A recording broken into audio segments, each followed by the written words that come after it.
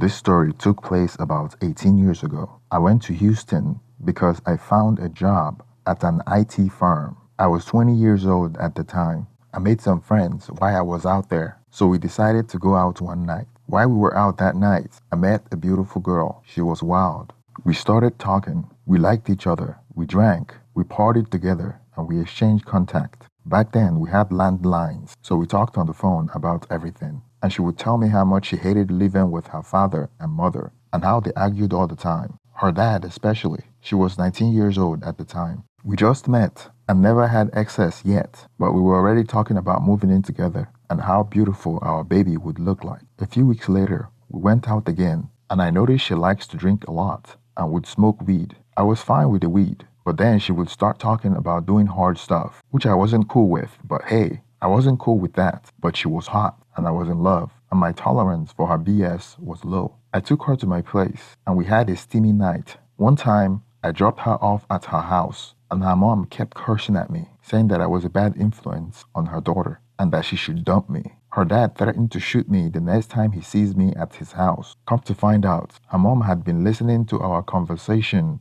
on the other line all along. Needless to say, I never got along with her parents, but yet we continued to date. We continued to date for 3 more months. Then I broke up with her because of her frequent alcohol and drug usage. I never understood the need for anyone to get completely wasted on alcohol. 1 or 2 drinks? Fine. Smoke some dope? Fine. Why powder? What the F? That was too much for me, so I ended it. She was constantly plastered and uncontrollable. A few weeks later, after we broke up, she called me on the phone and she told me that she was pregnant. I panicked. I didn't know what to do. I don't want to be a father yet, but I asked her what she wanted to do. She said she wanted to abort it. That was back in 2003, 2004. So access to clinic were readily available. I asked her if that's what she really wanted. She insisted, and I sent her a $600 money order to help pay for it. I asked her if she wanted me to come along with her, and she said no, that she was going with her friend. The following day, I called her to see how the removal went, and she didn't want to talk about it, and generally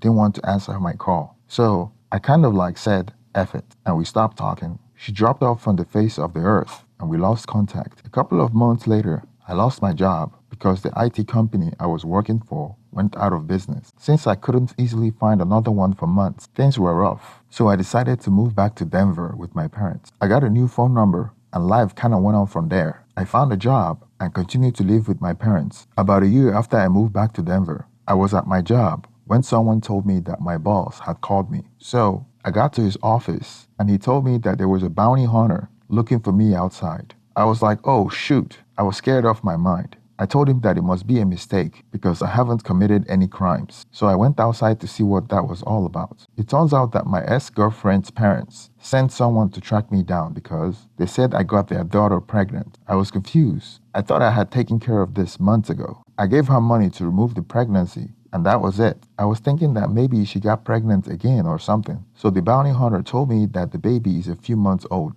and her mom and dad were taking care of the baby. Additionally, they're looking for me so I could start paying child support for impregnating their daughter. I was given a court order to show up to court at a scheduled date. The incident was so dramatic at my job that it caused them to fire me, thinking that I was some hardcore criminal. They didn't care to hear my story. Now I was out of job and cashless and scared out of my mind. I finally found her number and gave her a call. She told me that her mom was pushing to get hold of me so I could pay child support because I was responsible for the baby. I was shocked. I asked her about the baby removal money I had gave her, and she told me that she never did it. She told me that she went in, took the pill they gave her, and it made her sick, so she left. I was 21, 22 back then, and didn't really know jack about how baby removal works. What we learned in high school involved the scrape or the vacuum cleaner method, so I took her word for it. She had been raising the kid with her mom and dad. I was super stressed. I went home and told my mom the entire story. Right about that time, I lost my job. My dad got laid off, so there was a massive financial uncertainty in my family.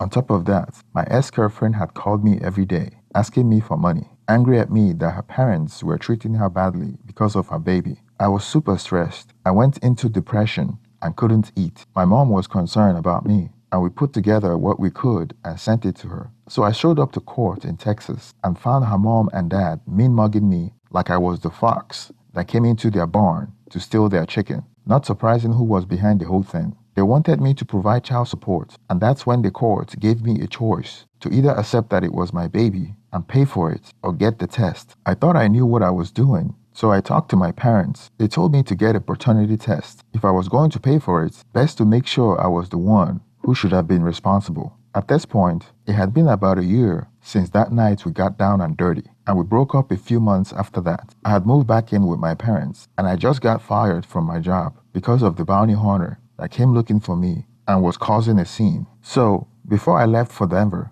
I went to the clinic to present my state ID and valid photo ID, signed some paperwork, took a seat. They swabbed the inside of my mouth and sent me off. 6 months later, the result came out as inconclusive. I was frustrated because I have been stressfully waiting for the result, only for it to come out as inconclusive. During the waiting period, I was constantly receiving harassing calls from her mom and dad, demanding money to support the baby. I couldn't afford the trip back to Texas again, so they had to send another bounty hunter looking for me to serve me, schedule a court date again. I showed up and took the test same as before, and a few months later, the result came out again as inconclusive. I would just soon as chalk it up as either operator error or somehow something got contaminated at some stage along the way. The second test, for some reason, took darn near 3 months before anyone heard anything. The result came back inconclusive again. I never got more information than that, so either something happened at the lab, I don't know. By then, it's been almost 2 years now, and I have found a job, so I couldn't be going back and forth on this. I was tired of the stress. Some of you asked why I didn't become the child's father, because I wasn't ready for it at this point in my life. 23-year-old,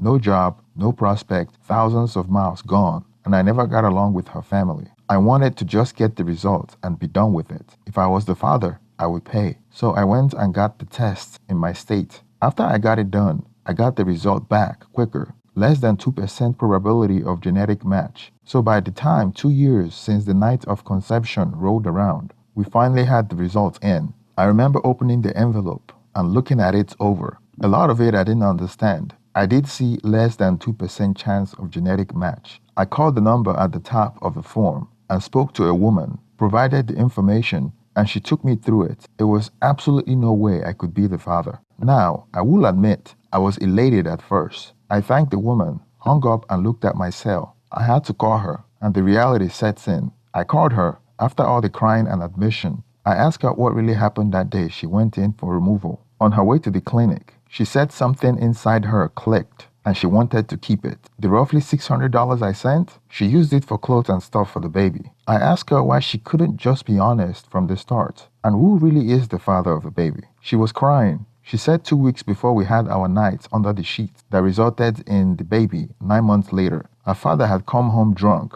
and out of his mind and forced himself on her. I still recall the tone of her voice, asking me if I had really actually taken the test and that if it was real. Well, turns out that her mom was on the other line and she heard our conversation. She reported her dad to the police and they took a DNA test. Who would have guessed? Her dad happened to be the biological father of her kid. And the scumbag has been dragging me to court to pay child support for his baby when he knew darn well that he knocked up his own daughter. In my mind, I was done. I had 2 years of my life interspersed with phone calls, genetic test visits, even bounty hunters showing up at my door and place of work, serving me with notice from her family to show up or else. I don't know. My mom was under the impression that I should have sued for mental anguish and damages, which made no sense at the time because of how miserable she was and the circumstance she finds herself in. I felt horrible for her. I can't even joke about this. Her dad was arrested, and the kid, last I heard, was doing well. It forced her to clean up her act. She had gone in for heavy drugs and alcohol use,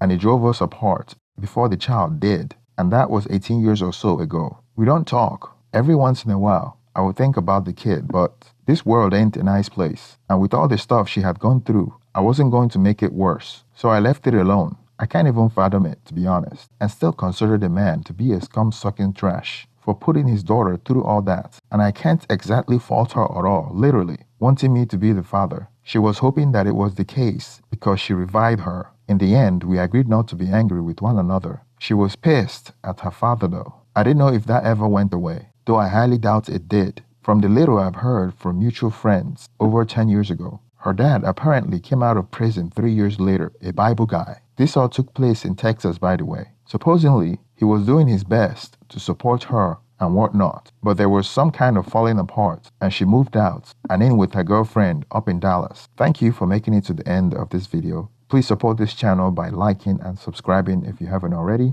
Let's get some reaction on the comment section. Thank you and have a wonderful day.